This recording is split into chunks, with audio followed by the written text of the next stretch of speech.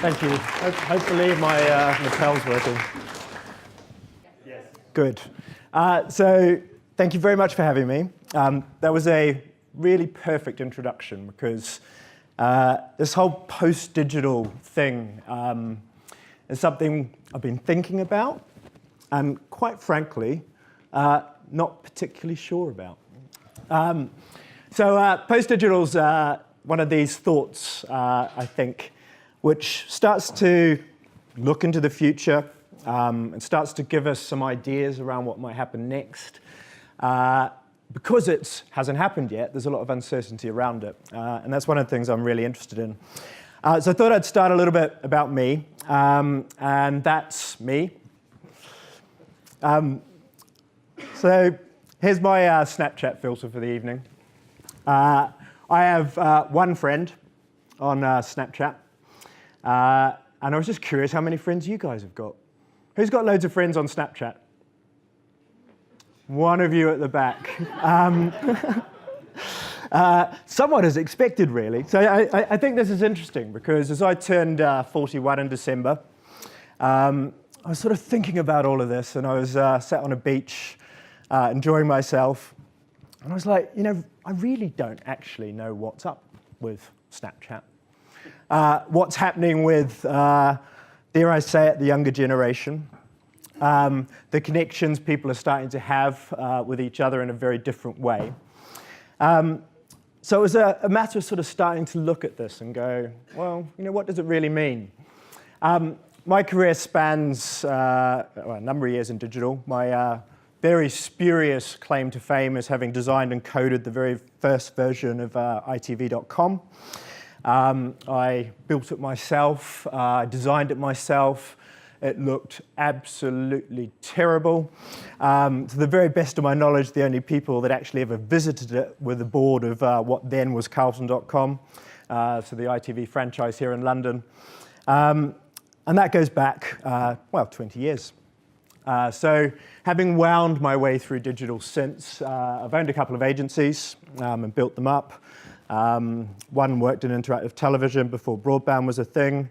The second we built into a multidisciplinary digital business. I've generally been the client guy and the strategy guy. So one of the interesting things about talking to you people is I'm not a UX person per se. So I hope what I'm going to share today gives you some thoughts and challenges some of the thinking around user experience. I, however, am a user. Is anyone from Mashable here tonight? I'm not expecting there to be, but just in case. Anyone from Mashable? I don't know what everyone here thinks. I used to love Mashable. It was one of those things you followed and you got the latest in digital. It was all this cool stuff. I was doing a few final touches to my slides yesterday, and these are both grabs from yesterday. One of them infers that if you buy Domino's, you might well get a little packet of something else with your pizza. And the second talks about some foodstuffs that look just as they look. And this I thought was quite an interesting place to start, because we're talking about experience, or you are experts in experience. And this all over my Facebook wall kind of struck me as, you know, actually fairly meaningless. I really don't care. Mashable for me is literally a day or two away from an unfollow. And I think that's almost a little bit sad, because they've become, you know, very much about the clickbait. They've become, you know, almost gossipy. And I was sort of looking at this, and I was, you know, post-digital, what's digital happening in digital? This was one of the, you know, the bastions, if you like, of authority, for me anyway. And it all started to dissipate, perhaps the beginning of something. I was interested, in terms of who was in the room tonight, about how many of you peddle stuff? How many of you are busy out there selling more things, making people buy more stuff? Show of hands. Good chunk of you.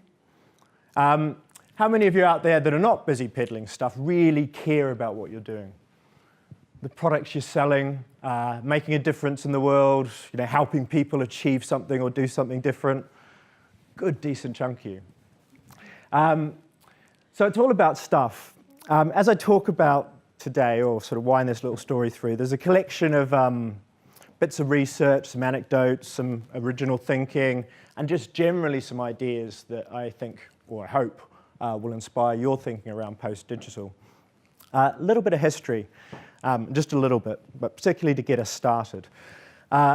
So one of the thoughts around post-digital is we start talking about the fourth industrial revolution. It hasn't happened yet, or arguably it's begun. So we do necessarily therefore need to wind back and sort of think about the three that have come before to give us some context. So 1784, all of this happened. We had steam and we had mechanics, we had water. The plough enabled people to produce a lot more food, a lot more effectively and a lot more efficiently.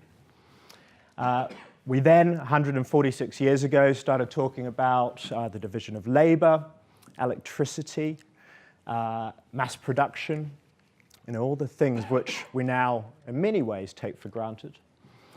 Depending on quite how you count it, these particular years talk about one of the first transistors and computers.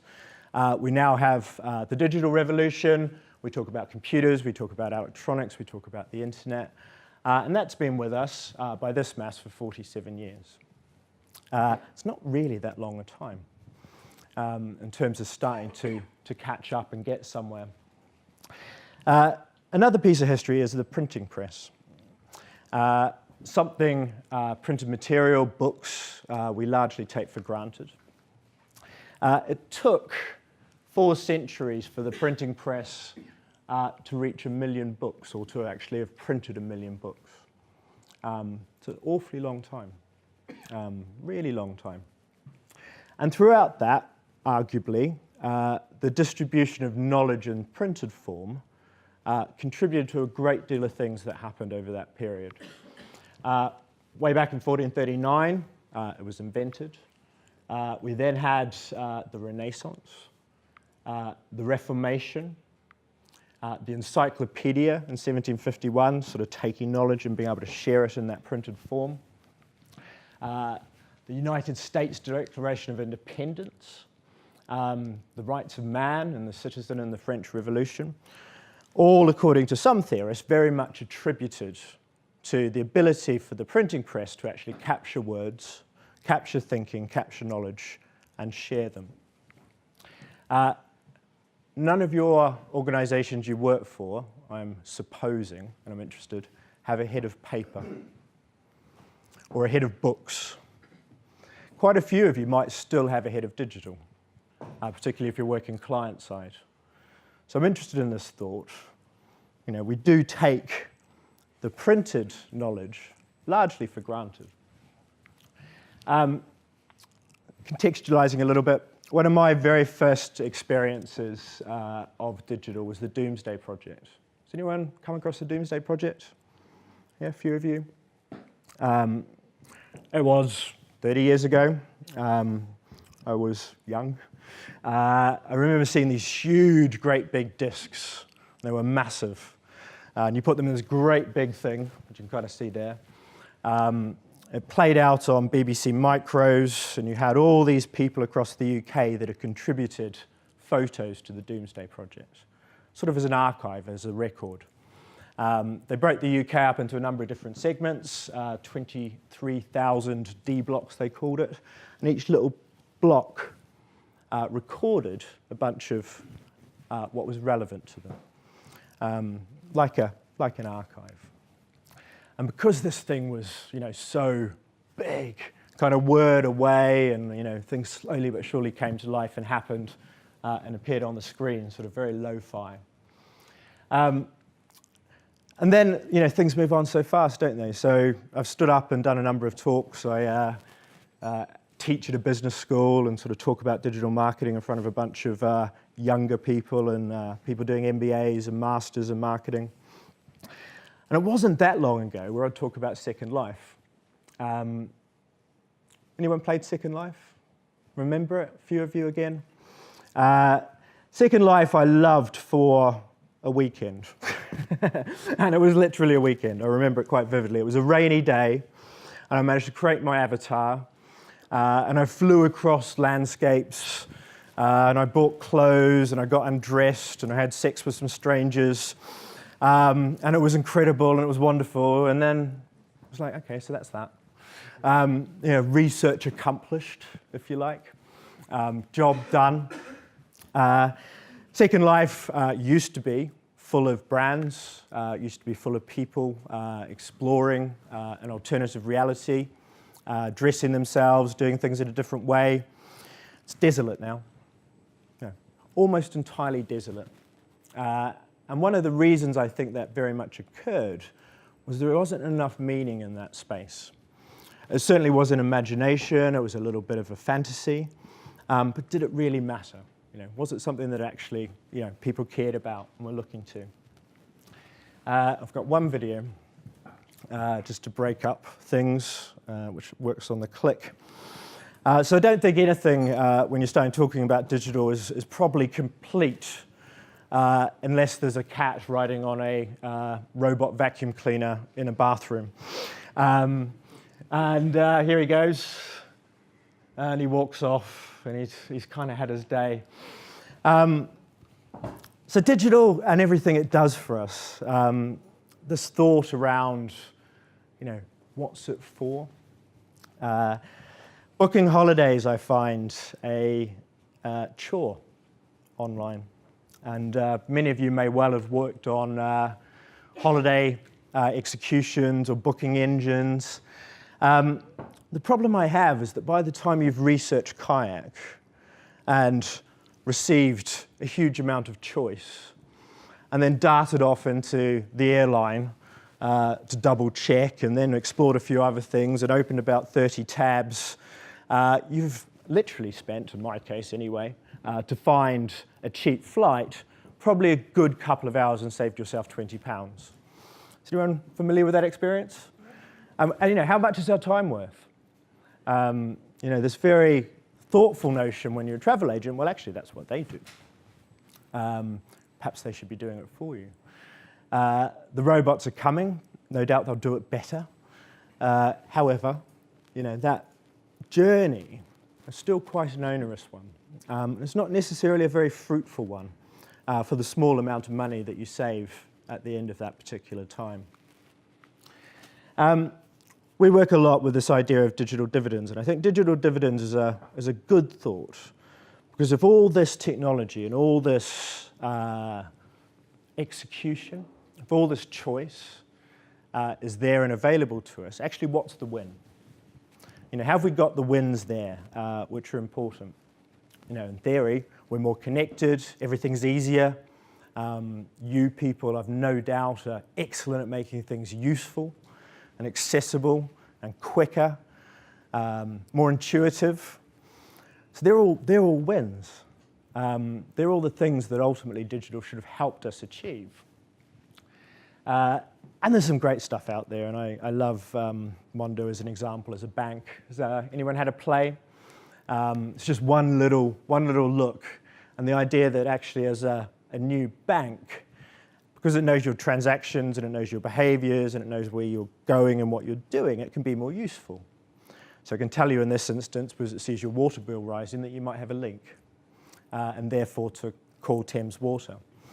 A lot more useful than a string of transactions, which the traditional banks are so good at retelling us, and frankly, don't have a lot of meaning beyond just that, the transaction.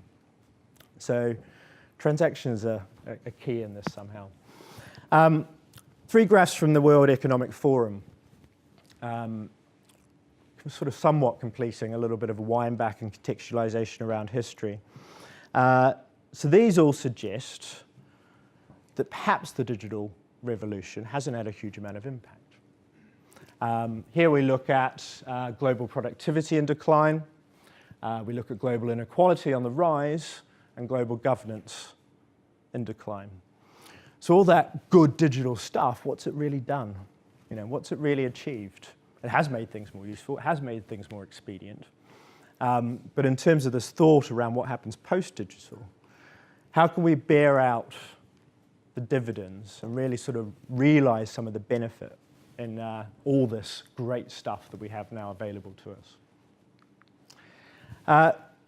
So post-digital. What, where, how? There's a couple of things you'll well recognize. So Moore's law, which says that computing power doubles on a regular basis. We don't really use all that extra power. My PC I upgraded recently for £600. I've no doubt it could render a After Effects project in half the time it used to, but I haven't done one in years. That power computing thought, some people absolutely will use it. Do we really need it? Bell's law talks about a new class or form of computing every decade. And that's sort of a little wind-back that talks about Bell. So we move from the mainframe to the mini-computers, PCs and LANs, web and internet, handhelds, and into this space which talks to the Internet of Things. Certainly when I start thinking about the Internet of Things, quite often there's not going to be a great deal of experience involved. Dash buttons you push once, that's it.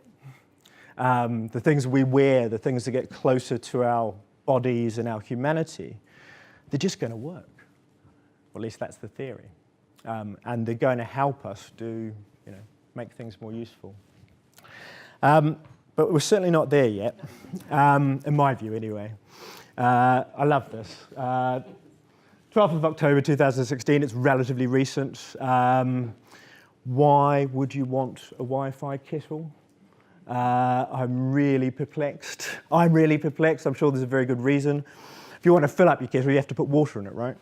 So you actually have to go to the kettle and put water in it. The idea you then know it's got water in it and somehow push a button on your phone or from afar so that the kettle's boiling when you have to go to it with your cup of tea or your cup of coffee to pour the water into it, just doesn't, it doesn't click with me. It just somehow doesn't make sense. So where have we been and where might we be going? So we have evolved over digital. If we sort of think about a revolutionary curve, you can probably tell I'm not a designer, so you can critique my aesthetics on this slide later. www, web, broadcast, and passing information. We then had a lot of it, so we had to start searching for what we wanted, looking for a response. Along came social, along came mobile, along came markets, and all of a sudden there was a lot more exchange in the web. Absolutely, we're moving to a world where there's more artificial intelligence, virtual reality. Everywhere I seem to go, there's a pair of glasses in agency land that people are experimenting and having a play. Fake news, we're all going to start filtering shortly. You would anticipate that's certainly something that's well and truly on the horizon. Filtering out for relevance and what's coming next. But then we move to ubiquity, if you follow the theory through. So actually, digital is one of those things that just becomes completely normal. Particularly, it becomes closer to us. All those little pushes of buttons and clicks, almost entirely straightforward. In the same way, we no longer speak about electricity, have directors of paper, think about the printed book as something which distributes knowledge.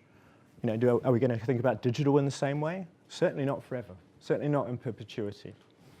Accordingly, there's a new thing coming. What is, the fourth industrial revolution? And I'm not going to stand here today and say I know, because it's forming down here. There's all these little ideas, I believe, that are starting to bubble up. And actually, a number of those are going to coalesce and start to take on that next loop and that next play. But it's not all digital, is it? It's not all about digital. It's everywhere. We talk about it. We still talk about it. You can't open up, the press. We all work in it in one way, shape, or form. But we get closer to feelings and emotions, and the ice bucket challenge was very physical, and the crossover back into people and humanity, I think's interesting. And as I say, once we get into this world of AI and VR, it gets a lot closer to us. It's a lot closer to us as people, both physically, but also I think in terms of that connection, and also the motivation in terms of what we do. Has anyone played the mobile phone upside down game? People familiar with it? Sat in a pub with your friends, pub, restaurant, cafe, whichever you prefer. Everybody takes their mobile phones out, turns them upside down in the middle of the table, and the first person who reaches for their phone has to buy everything, right? For those of you who haven't done it.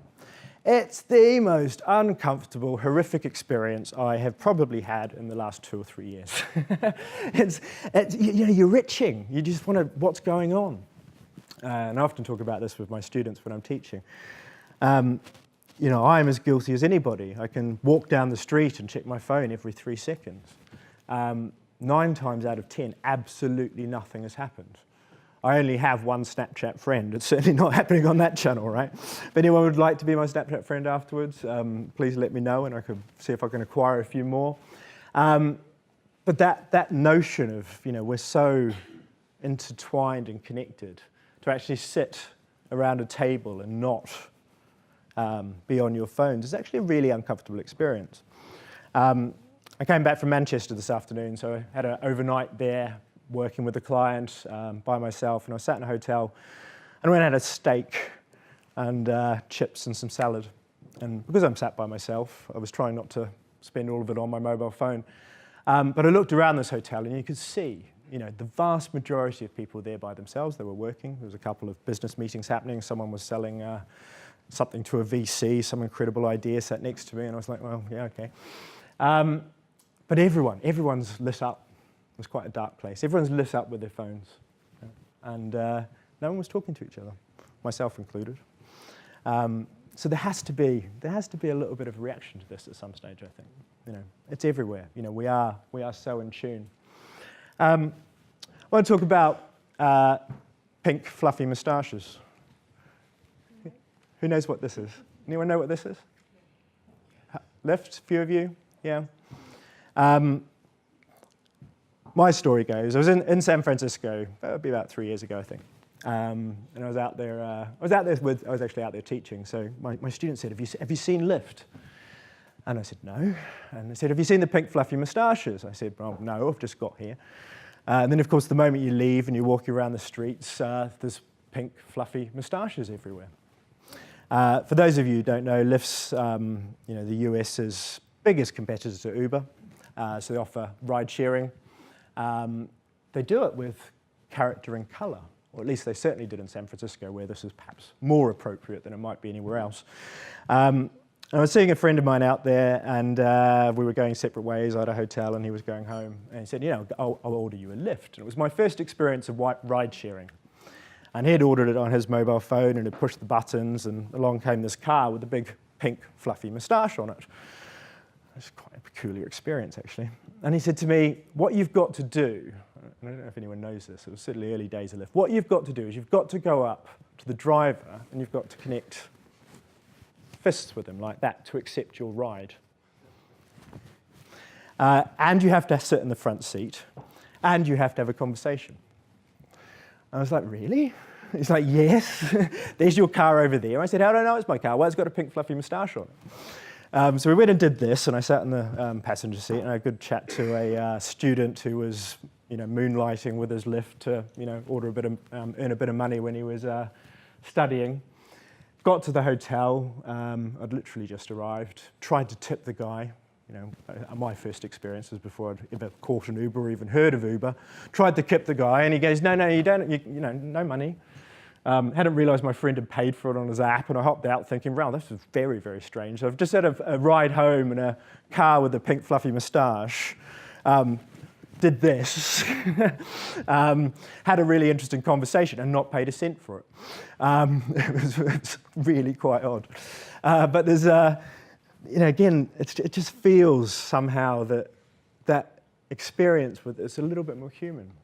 And to be able to sort of talk about it as I can do now and relate to it as something that's actually quite memorable. Most of you won't remember your last Uber driver, I'm fairly sure. It just felt somehow or rather that it stood out, and it very much stood out as an experience. Again, talking about post-digital, so we have our millennials, a bunch of you will be. widely regarded as looking for more purpose and careers, opportunities, what happens next. So this is the Barry Salzberg, Chief Executive of Deloitte. Millennials want more from business than might have been the case 50, 20, or even 10 years ago. A very strong signal to the world's leaders that when doing business, they should do so with purpose. So I've been thinking a lot about this in the context of post-digital. We have, I think the stat is something like there's 26 in the last year, new agencies that are set up in London with purpose as one of their key propositions. That to me doesn't necessarily indicate it's right, but it certainly indicates there's a lot more interest around it, both client side and agency side. It is the fundamental why, and I know Pete's going to talk about this later, so I'll sort of veer away from it. But that why is interesting. Why are we connected? Why are we spending time with people? So my team did a semiotic study on purpose, and we looked at a whole handful of journals, press, blogs, a bunch of authority, and sort of pulled out some of the key words and sort of tried to group them. This is a part of a fairly large study, but this is just one very small segment of it that sort of spoke to, what is it about purpose, what matters. And it's interesting when you think about, the customers, the talent, the stakeholders, and how those worlds might ultimately mesh to start to answer the why, why in post-digital, why and what happens next. So you remember the printing press, that was 4 centuries. In this graph, starting very small, in 22 years, as we reach approximately 3 to 4 billion internet users, all this stuff's happened. There's been the Arab Springs, there's been Black Lives Matters, there's been the famine, London riots, Occupy Wall Street. The internet's had a role in all of this, actually really quite a fundamental role. Most of these things wouldn't happen without some of that ability to acquire reach, connect people with the subject matter, and connect people with each other around the causes and some of the issues they really cared about in society. So my question is, what's the next loop? And as I said earlier, without trying to answer it, hopefully inspiring you and giving you some thought about what might happen next. So if we vaguely buy the idea that digital's not going to be the digital revolution everywhere, everything, forever, what happens here? How do these little stars start to coalesce? I think we're going to see more springs. I think we're going to see more things that are purposeful, both in their intent and their execution, and actually how they play out and make a difference in society. Potentially, we're talking about impact. The World Economic Forum talks about cyber systems and connectivity with humanity, things you people are probably more familiar with than I am.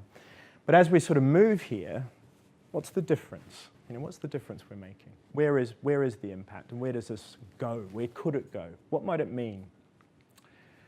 Paul Polman. Anyone heard Paul Polman speak or come across him? So the CEO of Unilever. He's been in the role now about 5 years. I was lucky enough to hear him speak probably 4 years ago, 3-4 years ago. Really interesting play as obviously one of the largest brand owners in the world. 90 billion in revenue, selling shampoo and so on and so forth.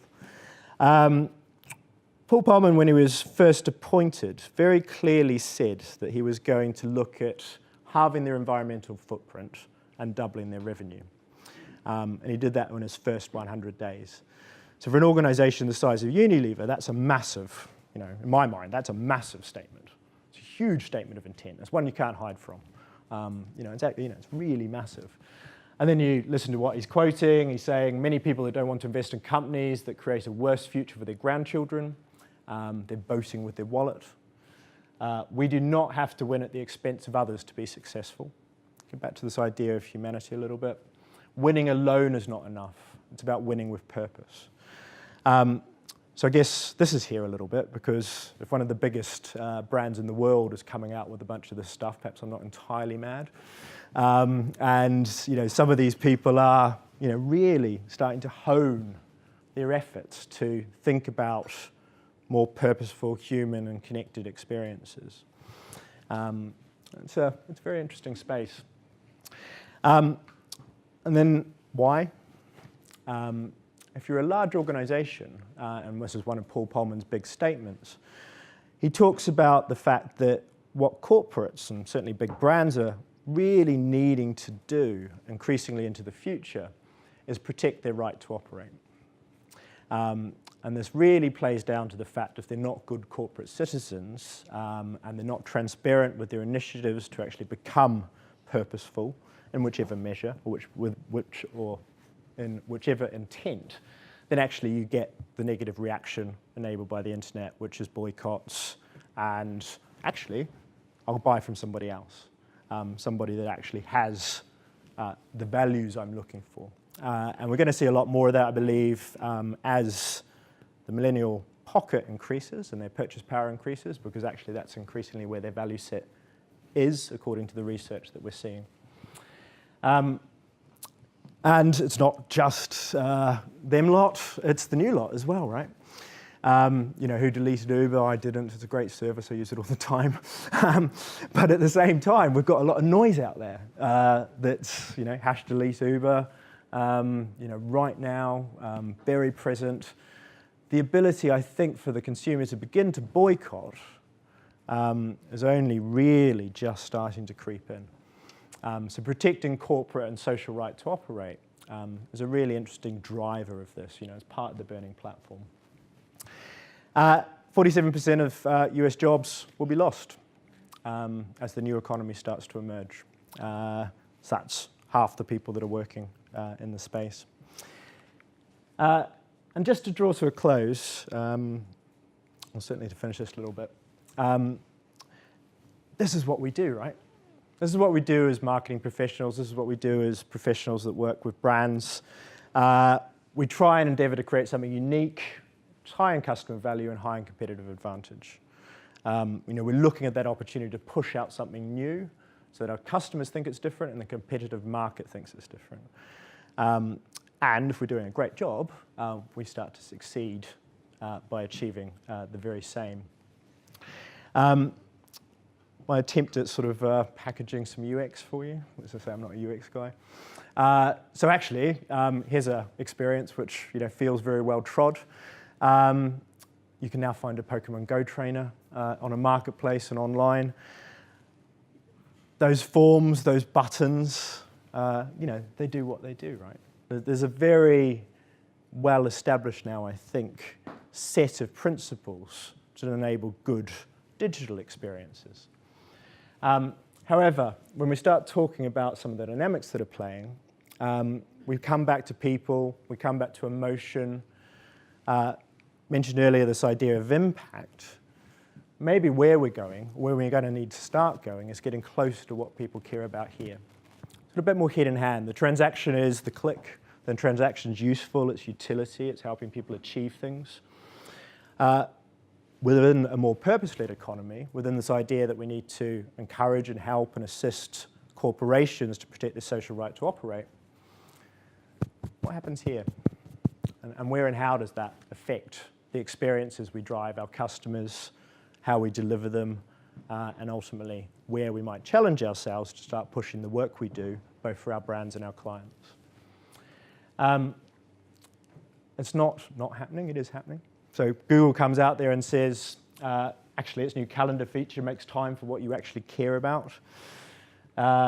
Unilever made a great deal of progress.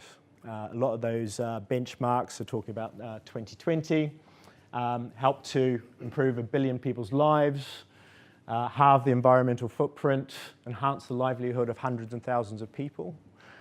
It's very worthy, and it actually feels a lot more heartful than perhaps buy my shampoo or buy my product. To perhaps an extreme where you get people like Innocent saying, hey, go off grid. Join us in a forest, turn off, leave your phones at the door. we're going undigital. We're going post-digital. And just to be sort of somewhat self-deprecating at the end of all of that, it's all a bit happy. And, you know, there's something in it that's, well, yeah, and, you know, but that's all kind of soft. And, you know, I was saying earlier, it's a bit esoteric. And if anyone wants to come and have a word afterwards, I'd be very interested because, yeah, it is. Because we're actually forming something that's happening next. And in doing so, I think, you know, a whole handful of ideas are going to start coming together and sort of taking that shape. So that's me. We have meaning and purpose. The last slide talks about, you know, the type of narratives we might want to look at. And, you know, it's about empowerment. It's about community. It's about caring. And it's about sort of bringing some of those things together and seeing if we can make a difference and do some more things we care about. Thank you.